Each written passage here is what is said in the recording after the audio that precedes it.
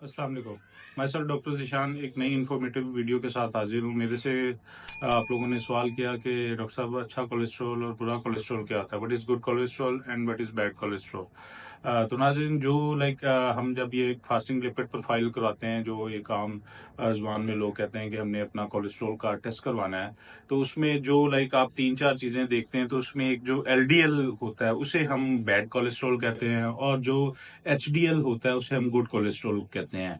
और एलडीएल जब ज्यादा होता है, जो बैड कोलेस्ट्रॉल है, तो फिर आपकी शरीयानों में क्लॉट बनने के, और शरीयाने, दिल की शरीयाने, इवन जो आपके टांगों की या दिमाग में जो शरीयाने हैं उनमें बंदिश के चांसेस ज्यादा हो जाते हैं।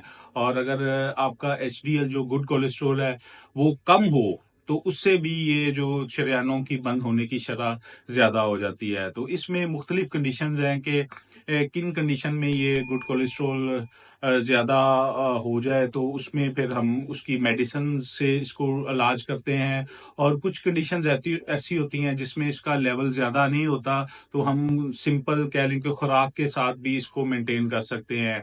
कि जैसे अगर आप रेड मीट जो होता है, आप वो ना इस्तेमाल करें, आप घी का इस्तेमाल ना करें, और आप रेगुलर एक्सरसाइज करें, जैसे 35 minutes 30 minutes per day 5 days a week. अगर आप ये एक्सरसाइज करें, तो आपका ये जो एलडीएल है, बैड कोलेस्ट्रॉल, ये कम हो जाता है। और कुछ ऐसी चीजें हैं जिसके खाने से आपका एचडीएल बेहतर हो जाता है। उसमें हमारे पास नट्स हैं, ये जो हम गिरी बादाम वगैरह है, ओट्स हैं, दलिया है, इस तरह की चीजें हम लें तो वो एचडीएल, फिश वगैरह, फिश ऑयल है, इन चीजों से एचडीएल बेहतर हो जाता है। तो अगर हम अपनी डाइट पे फोकस करें, अपने लाइफस्टाइल पे फोकस करें कि अच्छा खाएं, एक्सरसाइज करें, वॉक करें, अपनी जिंदगी से स्ट्रेस खत्म करें, नमक का इस्तेमाल कम करें, तो हमारा कोलेस्ट्रॉल भी बेहतर हो जाता है, बीपी भी बेहतर हो जाता है। और खून की जो रुकावट है, जो शरीयानें बंद होने से होती हैं, उसे हमें, जैसे शरीयानों के बंद होने से फालिज, दिल का अटैक या इवन गैंग्रीन भी हो सकता है, तो ये चांसेस बहुत कम हो सकते हैं।